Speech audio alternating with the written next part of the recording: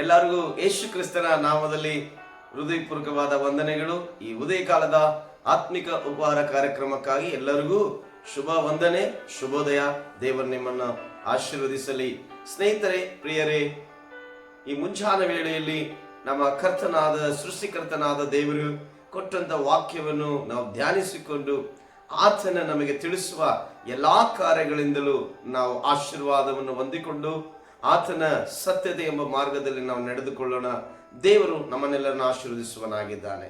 ದೇವರು ಕೊಟ್ಟಂತ ವಾಕ್ಯ ಸತ್ಯವೇದದಲ್ಲಿರುವಂತ ಜ್ಞಾನೋಕ್ತಿಗಳು ಎಂಬ ಪುಸ್ತಕದಲ್ಲಿ, ಅದರಲ್ಲಿ 16ನೇ ಅಧ್ಯಾಯ, ಅದರಲ್ಲಿ 20ನೇ ವಚನದಲ್ಲಿ ವಾಕ್ಯ ಹೀಗೆ ಬರೆಯಲ್ಪಟ್ಟಿದೆ: ದೇವರೇ ವಾಕ್ಯವನ್ನು ಸ್ಮರಿಸುವವನು ಸುಕ್ಷೇಮವನ್ನು ಪಡೆಯುವನು, ಯೆಹೋವನಲ್ಲಿ ಭರವಸೆ ಇಡುವವನು ಭಾಗ್ಯವಂತನು. ದೇವರಿಗೆ ಸ್ತೋತ್ರ ಹೇಳೋಣ. ವಚನ ಹೇಳ್ತಾ ಇದೆ, ದೇವರ ವಾಕ್ಯವನ್ನು ಸ್ಮರಿಸುವವನು ಸುಕ್ಷೇಮವನ್ನು ಪಡೆಯುವನಂತೆ, ಯೆಹೋವನಲ್ಲಿ ಭರವಸೆ ಇಡುವವನು ಭಾಗ್ಯವಂತನು. ನೋಡಿ, ಎರಡು ವಿಷಯಗಳ ಕುರಿತಾಗಿ ಈ ವಾಕ್ಯ ನಮಗೆ ತಿಳಿಸುವಂಥದ್ದಂತೆ. ಏನಂದ್ರೆ, ದೇವರ ವಾಕ್ಯವನ್ನು ಸ್ಮರಿಸುವಂಥದ್ದು ಅಂದ್ರೆ ದೇವರ ವಾಕ್ಯವನ್ನು ಓದುವಂಥದ್ದು, ದೇವರ ವಾಕ್ಯದಲ್ಲಿ ನಾವು ಜೀವಿಸುವಂಥದ್ದು. ಈ ರೀತಿಯಾಗಿ ಯಾರೆಲ್ಲ ಆ ದೇವರ ವಾಕ್ಯವನ್ನು ಸ್ಮರಿಸ್ತಾರೋ ಅವರಿಗೆ ಸುಕ್ಷೇಮವನ್ನು ಪಡ್ಕೊಳ್ಳಕ್ಕೆ ಸಾಧ್ಯ. ಯಾಕೆಂದ್ರೆ ದೇವರ ವಾಕ್ಯ ನಮಗೆ ಸುಕ್ಷೇಮವನ್ನು ಕೊಡುವಂಥದ್ದಾಗಿದೆ.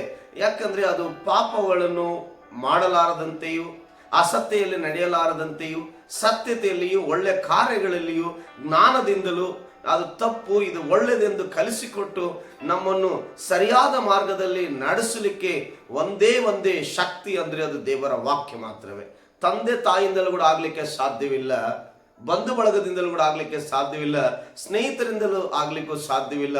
ಪ್ರತಿ ಮನುಷ್ಯನ ಜೀವಿತದಲ್ಲಿ ಸುಕ್ಷೇಮ ಉಂಟಾಗಬೇಕಂದ್ರೆ ಅದು ದೇವರ ವಾಕ್ಯದಿಂದಲೇ. ಪ್ರತಿ ಮನುಷ್ಯನಿಗೆ ಆ ವಾಕ್ಯವನ್ನು ಸ್ಮರಿಸುವಾಗಲೇ, ಆ ವಾಕ್ಯವನ್ನು ಓದುತ್ತಿರುವಾಗಲೇ, ಆ ವಾಕ್ಯದಲ್ಲಿ ಜೀವಿಸ್ತಿರುವಾಗಲೇ ಆ ವ್ಯಕ್ತಿ ಸುಕ್ಷೇಮವಾಗಿರ್ಲಿಕ್ಕೆ ಸಾಧ್ಯ. ಅದೇ ರೀತಿಯಲ್ಲಿ ಎರಡನೇ ವಿಷಯದಲ್ಲಿ ಯೆಹೋವನಲ್ಲಿ ಭರವಸೆ ಇಡುವವನು ಭಾಗ್ಯವಂತನು ಎಂಬುದಾಗಿ. ಅಂದ್ರೆ ನಮ್ಮ ಭರವಸೆ ಈ ಲೋಕದಲ್ಲಿರುವ ಯಾವ ಕಾರ್ಯಗಳ ಮೇಲೆ ಅಲ್ಲ, ಯಾರ ಮೇಲೆ ಅಲ್ಲ, ಯಾವುದೇ ಒಂದು ಆಸ್ತಿ ಐಶ್ವರ್ಯಗಳ ಮೇಲಲ್ಲ, ದೇವರಾಗಿರುವ ಸೃಷ್ಟಿಕರ್ತನಾಗಿರುವ ಆ ಯೆಹೋವನ ಮೇಲೆ ನಮ್ಮ ಭರವಸೆ ಬಿಟ್ಟರೆ ಖಂಡಿತವಾಗಿಯೂ ನಾವು ಎಲ್ಲಾ ವಿಷಯಗಳಲ್ಲಿ ನಾವು ಭಾಗ್ಯವಂತರಾಗಿರ್ಲಿಕ್ಕೆ ಸಾಧ್ಯ.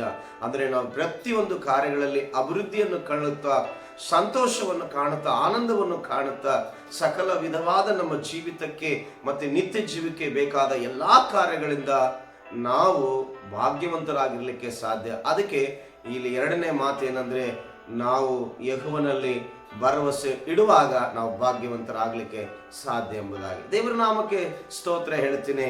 ಈ ಎರಡು ವಿಷಯಗಳನ್ನು ತಿಳಿದವರಾದ ನಾವು ಈ ವಾಕ್ಯಗಳಂತೆ ನಾವು ನಡೆಯುವಾಗ ಖಂಡಿತವಾಗಿಯೂ ದೇವರು ನಮ್ಮನ್ನು ಸುಕ್ಷೇಮವನ್ನು ಉಂಟು ಮಾಡಿಸುವುದು ಮಾತ್ರವಲ್ಲ, ನಮ್ಮನ್ನು ಭಾಗ್ಯವಂತರನ್ನಾಗಿ ಮಾಡಲಿಕ್ಕೆ ಸಾಧ್ಯ ಉಂಟು. ದೇವರು ಈ ವಾಕ್ಯಗಳನ್ನು ದೇವರು ನಿಮ್ಮ ಮಧ್ಯದಲ್ಲಿ ಕೊಟ್ಟಿದ್ದಕ್ಕಾಗಿ ದೇವರಿಗೆ ಸ್ತೋತ್ರ ಹೇಳ್ತೇನೆ. ಕೇಳುವ ನಿಮ್ಮನ್ನೆಲ್ಲರೂ ಕೂಡ ದೇವರು ಆಶೀರ್ವಾದ ಮಾಡಲಿ.